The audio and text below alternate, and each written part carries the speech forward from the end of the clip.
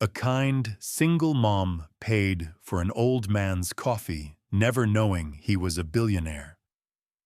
The rain came in steady threads over Evergreen, Colorado, soft enough to blur the mountains, but loud enough to make the lake look as if it were breathing. At 6:45 a.m., Harbor Light Café glowed on the corner of Alder and 3rd, its windows fogged, its bell chiming with each early commuter who ducked inside. Nora Whitman, 32, tied her apron with a practiced tug, lifted the lid on the spice tin, and let a pinch of ground cinnamon fall into the filter. Cinnamon coffee on cold mornings, Toby's favorite, and lately her small superstition. If it smelled like kindness at home, maybe kindness would follow them out the door. She checked her phone for the text from the sitter. Got Toby to school bus, all good. Exhaled, then moved into the rhythm she trusted. Grind, pour, steam, slide, smile, nod, next in line. It was the kind of careful choreography a single mom learns, part survival, part grace. When the door opened on a gust of wet air, the cafe paused. An older man stepped in, hatless, the collar of a mud-brown coat collapsing around his neck. Water ran off the hem and tapped the tile in a morse of apology. He wasn't ragged so much as tired, the kind of tired that sinks into the shoulders and makes the eyes look like they're still waiting for a name to be spoken. New hire Mason, eager, sharp elbows, sharper tongue, shifted behind the register. "Morning," Nora said gently, already reaching for the house blend. The old man scanned the chalkboard as if reading cost more than he had. "Black coffee," he murmured, voice sanded thin.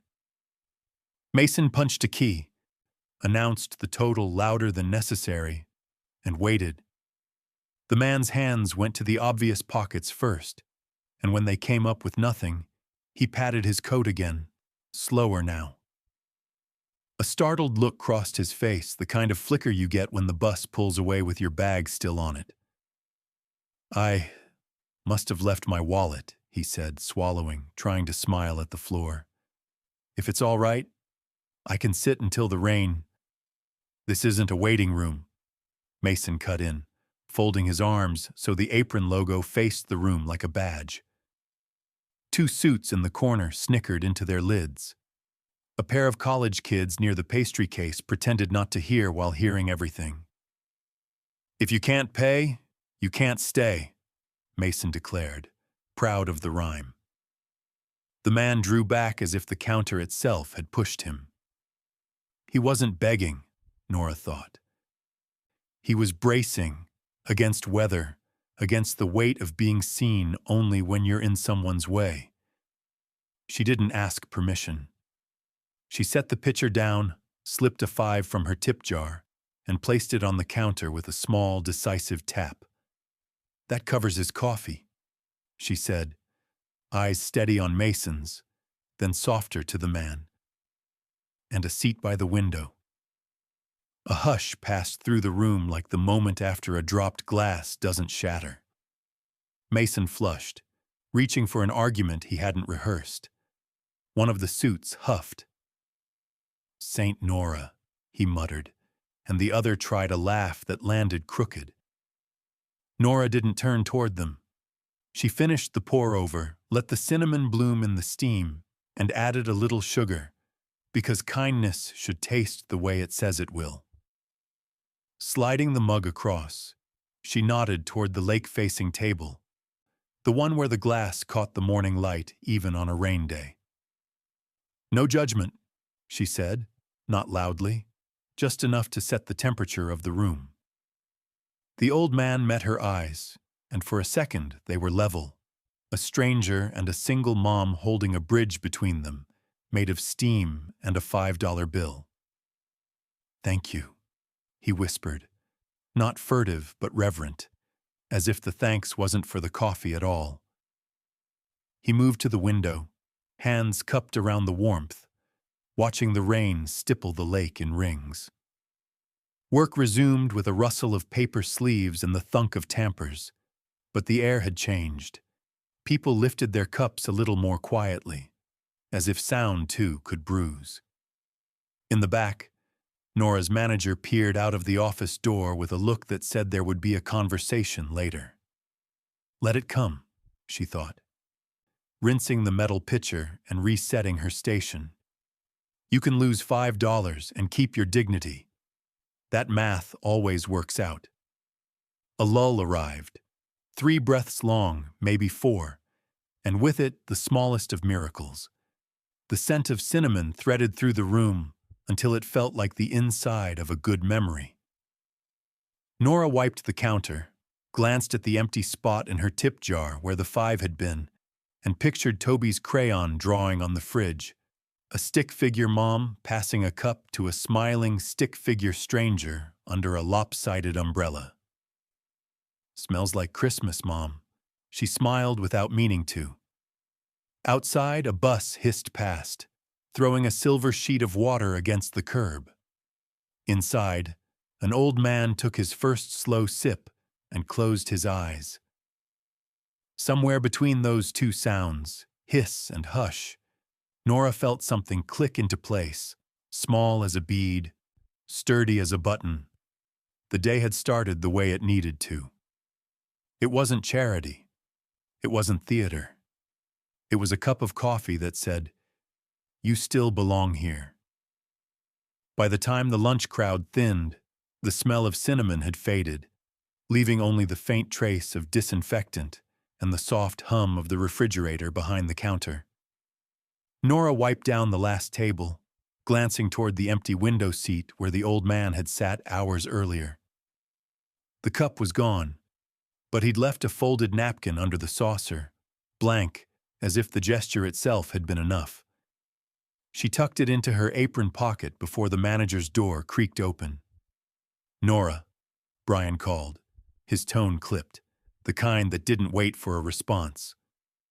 "Office, now." The door clicked shut behind her, muffling the chatter outside. Brian leaned on the counter, arms crossed. "I heard about your little performance this morning." She stayed quiet. He hated interruptions more than defiance. "This is a business," he continued, the words rehearsed. "You don't get to hand out freebies because someone forgot their wallet." Nora met his gaze. "I paid for it." "That's not the point," he snapped. "You embarrassed Mason, made customers uncomfortable. We can't afford to look like a charity." She bit back the words that rose first. "You can't afford to look human?" Instead, she said, "It won't happen again." Brian exhaled through his nose, satisfied, as if order had been restored. "Good. Clock out on time. We're cutting hours next week." Outside, the rain had stopped. The street gleamed like it had been freshly painted, neon signs blinking in the puddles. Nora walked the 6 blocks home with her coat buttoned up to her throat, the folded napkins still in her pocket. Her shoes soaked through halfway, but she didn't hurry. There was no one waiting to scold her for being late, only a little boy who still believed the world was kind because she made sure of it. The apartment was a 3rd-floor walk-up over a shuttered hair salon, its hallway faintly smelling of bleach and cheap perfume. When she opened the door, Toby was curled on the couch under a blanket patterned with cartoon whales. "You're late," he said, voice muffled by the fabric. "Got caught cleaning up a coffee flood?" she teased. His small grin peeked out. "Did you save the day again?" "Maybe just a cup of it." He laughed, and that was enough. She reheated leftover soup, set the chipped bowl on the coffee table, and watched him draw while he ate. Broad blue strokes, a stick figure holding an umbrella over another. "That's you," he said, pointing at the taller one. "And that's the man from the cafe." She paused. "You were supposed to draw something for school." "It's still for school," he said, the theme's helping hands. Her throat tightened. "Looks perfect then." When he finished, he leaned his head against her arm. "Mom, are we poor?" The question landed without malice, just curiosity. She brushed his hair aside. "We're fine. But you always count money before buying things." She smiled softly. "That's called being smart, not poor." He accepted that answer easily, as children do when trust is still whole. After he fell asleep, she sat by the window, the city's faint noise seeping through the glass, the hiss of bus brakes, a siren 2 streets over, the hum of a life still moving. She pulled the napkin from her pocket. Its fibers were creased, slightly damp. She smoothed it flat on the table. No message, no phone number, just an empty square that somehow felt deliberate. Maybe he'd meant to write something and couldn't. Or maybe silence was the only thank you he knew how to give. She tucked it into the pages of her old notebook, beside a grocery list and a quote she'd once scribbled. "No one becomes small by lifting someone else." It reminded her of her mother, how years ago when Nora was 17 and her mother collapsed at a street market, strangers had walked around them as if tragedy were contagious. Only one woman had stopped, an old vendor with silver braids, offering water and a scarf that smelled of dried oranges. That nameless act had built the rule Nora lived by now. If she ever saw someone drowning in plain sight, she wouldn't look away. The clock blinked midnight. She checked her wallet. $12, a bus token, and Toby's photo from kindergarten. Gap-toothed smile, paint smudged on his cheek. Enough, she thought. Enough for tomorrow. She turned off the lamp, but not the small string of fairy lights Toby insisted on keeping by the window. Their reflection danced faintly against the rain-streaked glass. The world outside looked tired, but not cruel. Not yet. Pulling the blanket tighter, Nora whispered the line she always said when doubt crept in. "No one goes broke from being kind." Then she closed her eyes, hearing the echo of the cafe's morning, laughter that turned to silence, a cup set down gently, and the faint cinnamon scent that had lingered like a promise she didn't yet understand. The rain didn't return for 3 days, but the air still smelled like it might. By Wednesday morning, Nora had fallen back into routine. Open at 6, prep pastries, keep her head down. The cafe felt quieter than usual, as if everyone inside had agreed not to speak too loudly about what had happened last week. Mason avoided her eyes. Brian, from his office, pretended she was invisible, fine by her. She didn't need approval to pour coffee. She needed hours on the clock. The bell above the door chimed around 9. Nora looked up out of habit, expecting another tourist couple or a regular. Instead, she froze mid-wipe. A man stepped in wearing a dark wool coat and polished shoes that caught the floor's reflection. His hair was silver now that it was dry, combed neatly back from a face she recognized. Those eyes, steady and searching. It was him. The old man, except not old in the same way anymore. He carried himself differently, with an ease that didn't belong to someone struggling. Her first thought was that she'd imagined the other version entirely. He caught her gaze, and the faintest smile lifted his face before he moved to the counter. "1 cinnamon coffee," he said, his tone calm, precise. "To stay." Nora's fingers hesitated on the mug handle. "Coming right up." The air thickened as the grinder hummed. Customers whispered, sensing something undefined, maybe the echo of recognition in Nora's posture. When she set the cup before him, he slid a 20 across the counter. "Keep the change," he said, then gestured toward the window seat. "May I sit there again?" "Of course," she replied, watching him cross the room with measured grace. The contrast to the dripping, shivering man from last week was so stark it almost unsettled her. She tried to focus on the next order, but curiosity kept circling like a fly against glass. After a few minutes, he looked up and spoke, not loudly, but enough for her to hear. "If you have a moment, I'd like to ask you something." Her co-workers exchanged looks. Nora untied her apron slightly, wiped her hands, and approached the table. "Can I help you?" she asked, cautious but polite. He gestured to the empty seat. "Please." She hesitated, then sat, the smell of cinnamon curling between them. "Why did you help me?" he asked simply. No preamble, no performance. The question landed gently but deeply.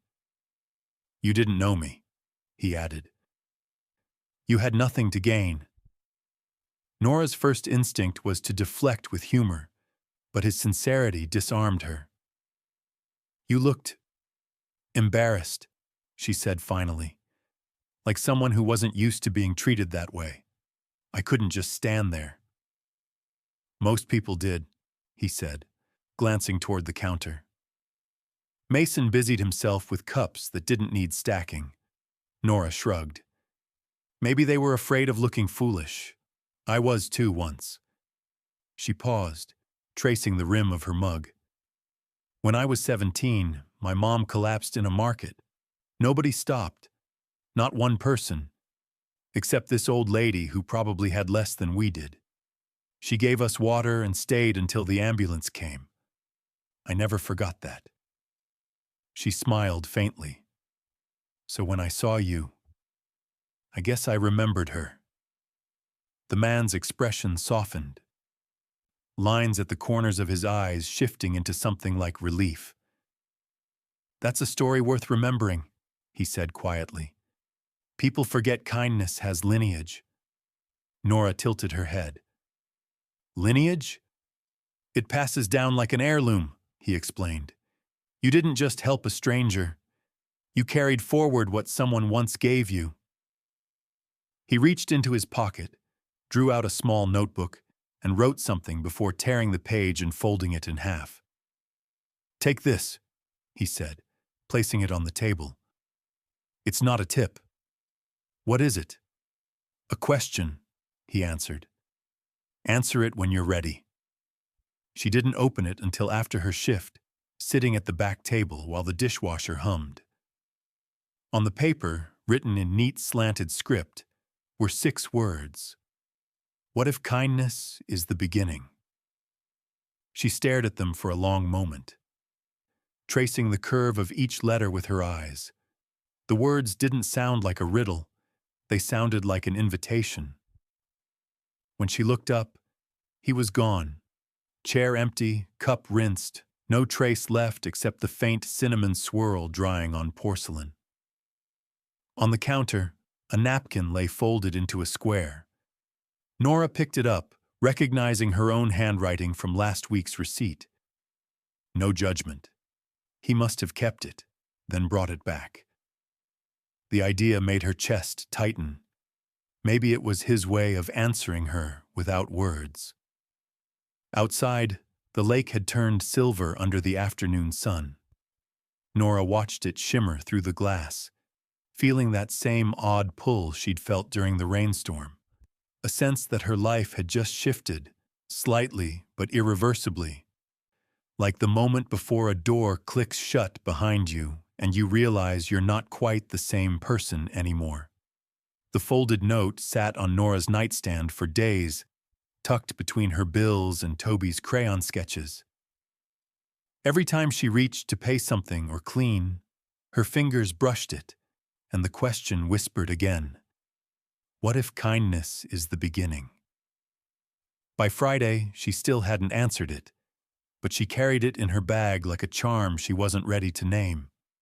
On Saturday morning, as she set up for her shift, the mail carrier slipped a thick ivory envelope through the cafe door.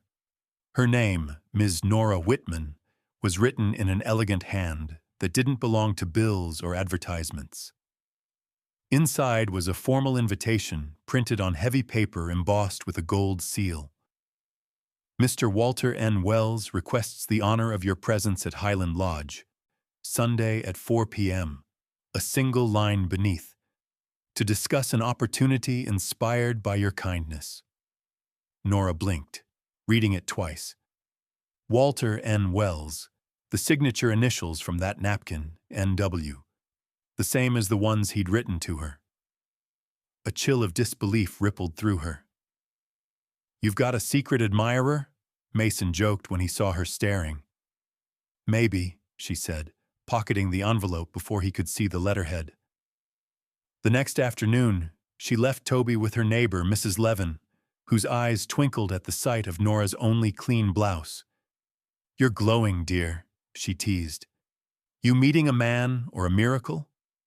Nora laughed it off, but as the bus wound up the mountain road, her reflection in the fogged window betrayed nerves she couldn't name. Highland Lodge stood at the edge of Evergreen Lake like something carved out of a dream. Stone walls, glass terraces, and the faint scent of pine and wood polish. Inside, the fireplace glowed amber, throwing reflections across the marble floor. A concierge greeted her by name, as if she were expected. "Mr. Wells is waiting in the library, ma'am." When she entered, the man from the café, no disguise now, rose from a leather chair. Gone was the weary coat, the hunched posture. He looked taller somehow, composed yet kind. "You came," he said with quiet satisfaction. "I almost didn't," she admitted. "I thought this might be a mistake." "No mistake," Walter said, gesturing for her to sit. "Coffee?" She nodded, and he poured it himself, steady hands, familiar cinnamon scent drifting between them. "You probably have questions," he began. "I do," Nora replied. "Starting with, who are you really?" He smiled gently. "My name is Walter N. Wells. I'm the founder of the Wells Foundation. We work in social impact and infrastructure, though I suppose that sounds colder than what we really do." Nora blinked. "You're, what, a philanthropist?" "A man who stopped trusting people," he said simply. "Years ago, after my wife died, I couldn't tell who was kind to me for me, and who was kind for what they thought I could give. So every few years, I travel without titles, without assistance, to see if goodness still exists when it has nothing to offer in return." His eyes softened. "That morning in your cafe, you answered that question for me." Nora leaned back, stunned. "So you were testing me?" she asked, more sharply than she intended. Walter didn't flinch. "No," he said. "I was searching. There's a difference." She let out a breath, not quite angry, just overwhelmed. "Do you realize how that sounds?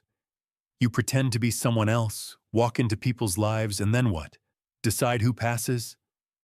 "It's not a game," he said, voice low but steady. "I wasn't looking for someone to reward. I was looking for someone who remembered what decency feels like." He hesitated, and I found her pouring coffee. The room fell quiet except for the faint hiss of the fire. Nora stared into her cup, the swirl of cinnamon clinging to the rim. "I don't know whether to be grateful or insulted," she admitted. "Maybe both." Walter nodded slowly. "That's fair." He rose, walked to the window overlooking the lake, and continued. "When people lose everything, they show you who they are. When they have everything, they often forget. I wanted to remind myself of what mattered. You did that, Nora, without asking for anything." She watched him in silence, unsure how to respond. The man before her wasn't arrogant. He looked almost fragile in honesty, as if the confession had cost him. "So what happens now?" she asked. "You tell me I'm good and go back to your towers?" Walter smiled faintly. "I was hoping for something different." He took a folded brochure from the side table and handed it to her. It showed photos of a community kitchen, a program logo she recognized from local news, the Warm Hands Project. "I'd like you to see this," he said. "We're opening another site near the lake. It's about second chances, and people like you who remind others what they forgot." Nora held the brochure, unsure whether to laugh or cry. The situation still felt surreal. A week ago, she'd barely scraped enough for Toby's lunchbox, and now a billionaire was inviting her into a conversation about hope. "Why me?" she whispered. "Because you didn't wait for someone else to do the right thing," he answered. "And that's rarer than wealth." As she left the lodge later that evening, the mountain air bit her cheeks, sharp and alive. She paused by the lake, the water silver under twilight, and thought of Toby's drawing, the umbrella, the woman passing a cup. For the first time in years, she didn't feel small. She felt seen. For the next few days, Nora couldn't shake the memory of that meeting, the firelight in the lodge, Walter's calm sincerity, the way his words lingered after he'd gone silent. She didn't tell anyone, not even Toby. It felt too strange to explain, that the man she'd bought coffee for had turned out to be one of the wealthiest people in the state, and yet the only thing he wanted from her was her honesty. A week later, a letter arrived again, this time on plain stationery. "I'll be visiting the new Warm Hands Project site by Evergreen Lake next Saturday. Bring Toby if you'd like. I think he'd like the view." Beneath it, a simple signature. WW Saturday came bright and cold, sunlight breaking through clouds like shy forgiveness. Nora and Toby arrived early. The old community center, once shuttered and gray, was alive with color, volunteers painting, hammering, setting up tables. A sign over the door read, "Warm Hands Project, Evergreen Chapter." When Walter stepped out of a pickup truck instead of a limousine, Toby's eyes widened. "That's him," he whispered. Nora smiled. "That's him." Walter wore jeans, a flannel shirt, and the same easy calm that seemed to quiet a room without trying. "Nora," he greeted warmly, "and you must be Toby." Toby shook his hand solemnly before grinning. "Mom says you drink a lot of cinnamon coffee." Walter laughed. "Your mom has good taste." They spent the morning unpacking boxes of donated clothes and food. Nora helped organize the kitchen, while Toby ran back and forth carrying juice boxes and crackers for volunteers. She watched Walter kneel to talk with a group of single mothers sorting supplies. He wasn't giving orders, just listening, really listening, to stories about rent, medical bills, lost jobs. Later, when one of the women hugged him in thanks, Nora saw him blink back something like grief. At lunchtime, they sat outside on the steps overlooking the lake. The water shimmered like glass, and a cool wind carried the scent of pine and sawdust. Toby munched on a sandwich, swinging his legs. "You do this every week?" Nora asked. Walter nodded. "As often as I can. I've learned you can build skyscrapers and still not build community. This," he gestured toward the volunteers, "this feels real." She studied his face. "You sound like someone who lost something important." He didn't look away. "My son," he said quietly. 13 years ago. Car accident. I stopped believing in people for a long time after that." His voice didn't tremble, but the air around them seemed to still. "And now?" Nora asked. "Now I'm trying to find what he believed in," Walter said. "That people are still worth showing up for." Nora felt her throat tighten. "Toby believes that too," she said softly. "Maybe that's why he still draws hearts on grocery bags." Walter smiled faintly. "You taught him that. Kids don't invent hope on their own." For a while, they watched Toby skip stones near the dock. When one landed perfectly, sending ripples across the silver surface, Walter spoke again. People keep saying I'm searching for a new wife. That's not true. I'm looking for reminders, for people who live the way I used to believe I could. Nora turned to him. And what do you think you found? He met her eyes. Someone who still acts out of kindness even when it costs her. She looked down at her hands, calloused from years of dish soap and hard work. I'm not special, she said. I just can't not care. That's exactly what makes you rare, Walter replied. The conversation hung there, tender and unhurried, like the soft wind lifting the edge of her scarf. Later, Toby ran up, breathless. Mom, they're letting us paint the last board on the sign. Nora laughed, following him. Walter watched as she knelt beside her son, steadying his small hand as he brushed on blue paint over the final word. Hope. When the workday ended, the volunteers gathered for a group photo. Walter stood off to the side, letting the families take the center. Afterward, he walked with Nora and Toby along the wooden bridge that curved out over the lake. The sky had begun to pinken, streaked with gold. You know, Walter said, you gave me back something I didn't realize I'd lost. The belief that small things still matter. It wasn't mine to give, Nora replied. It's been here all along. You just needed to see it again. They stopped halfway across the bridge, where the planks creaked softly underfoot. Walter looked out at the horizon, his expression both heavy and light. People think purpose comes from what you build, he said. But sometimes it comes from who you meet on a rainy morning. Nora smiled, remembering the cinnamon steam, the hush of that first day. Then maybe that's where the world begins again, she murmured. He nodded slowly. Maybe it does.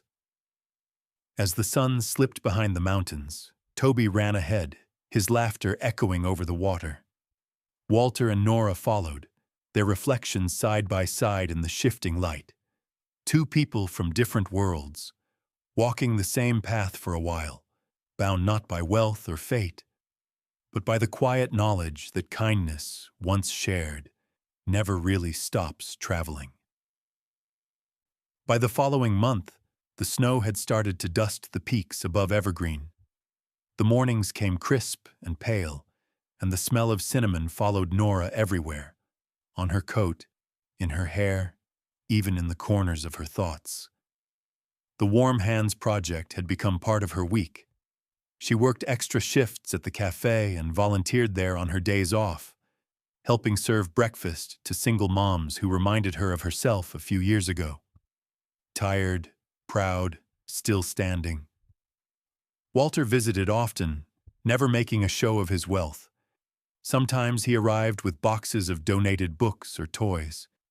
Sometimes he simply sat beside the volunteers and listened. And whenever Toby spotted him, he ran straight into his arms, as if the man had always been part of their lives. One quiet afternoon, as Nora was wiping the counters of the project kitchen, Walter approached with a small box in his hand. You're hard to find when you're working, he said with a gentle smile. I could say the same for you, she replied.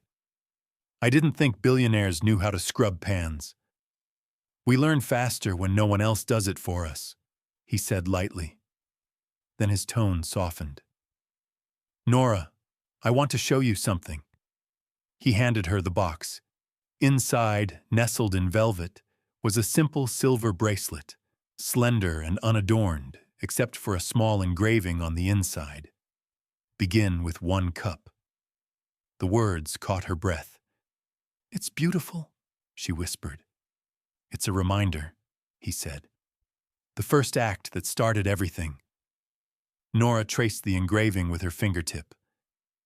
You didn't have to do this, Walter. I know, he replied. That's what makes it matter. He hesitated, then produced a folder from his briefcase. There's something else. I wanted to create a fund, the Harbor Bridge Fund. It will help single mothers start their own small businesses. Coffee shops, bakeries, anything that builds community. And I'd like it to be in your name. She froze. In my name. He nodded. You don't have to run it. I just want it to exist because of you. Because you reminded me that generosity isn't weakness, it's direction. Nora stared at the papers, her reflection faint in the polished table. The idea felt impossibly large, like standing at the base of a mountain she hadn't planned to climb.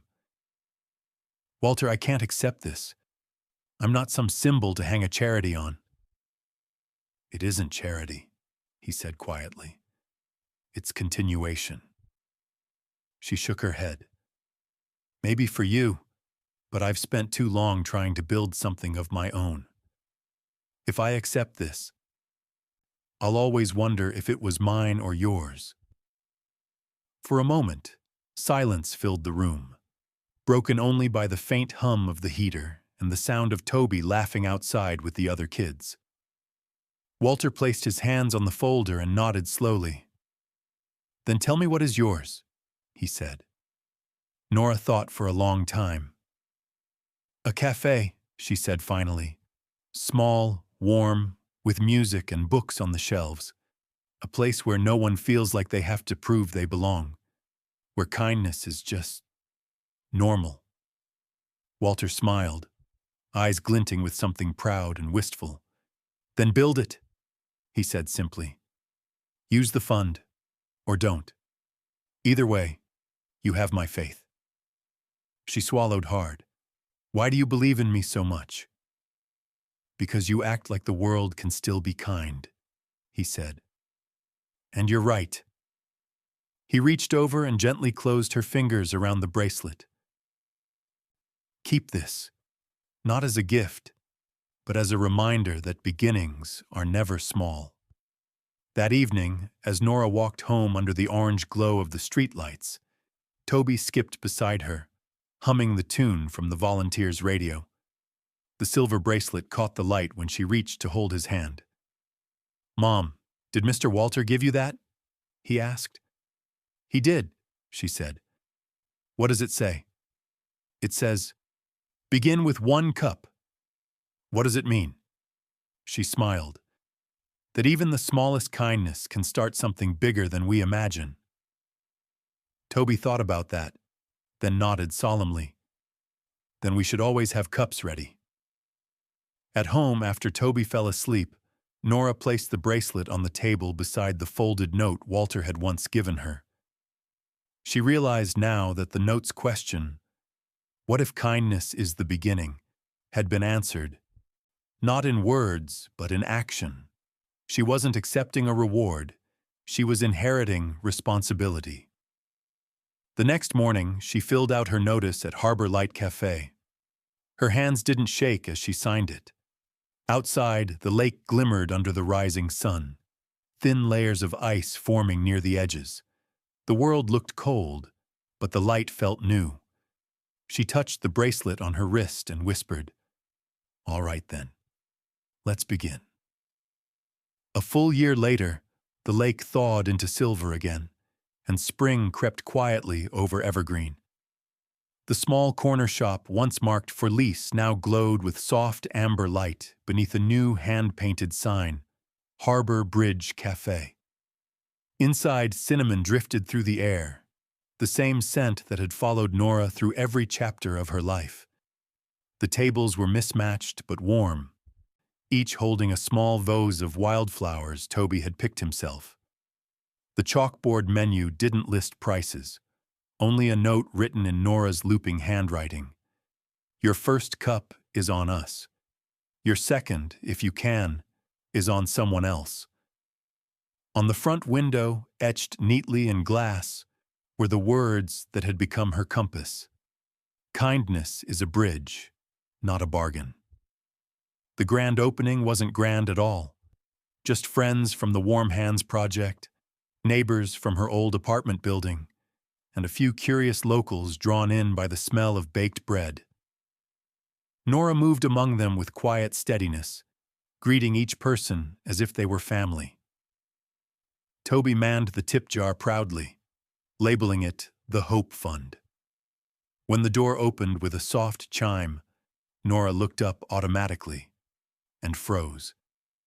Across the threshold stood Walter, his coat damp from the drizzle, an umbrella folded neatly in his hand. He didn't move to come in right away, just smiled through the glass, watching her like a parent might watch a child step confidently into her own light. Nora wiped her hands on her apron and walked to the door. "You're late," she teased softly. "I wanted to make sure the bridge was steady before I crossed it," he said. They stood facing each other for a moment, the past year suspended between them. "It's beautiful," Walter said, his voice low with pride. "You did it, Nora." "We did it," she corrected. "You gave me the first map." He shook his head. "No, you built the road." He reached into his pocket and placed something on the counter, a single silver coin engraved with the words, "Bridge Fund 001."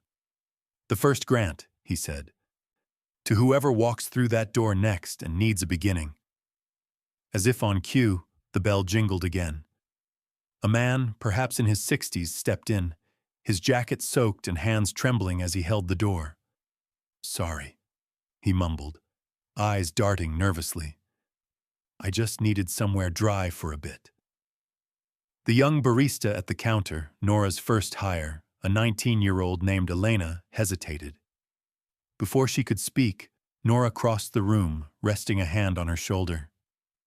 "It's all right," she said gently, then turned to the man. "Would you like a seat by the window? We've got cinnamon coffee fresh off the press." He looked startled. I don't have my wallet." "Then it's your lucky day," she said, smiling. "Your first cup is on us." As she poured the coffee, Walter watched quietly from near the door, his eyes soft with something between memory and reverence.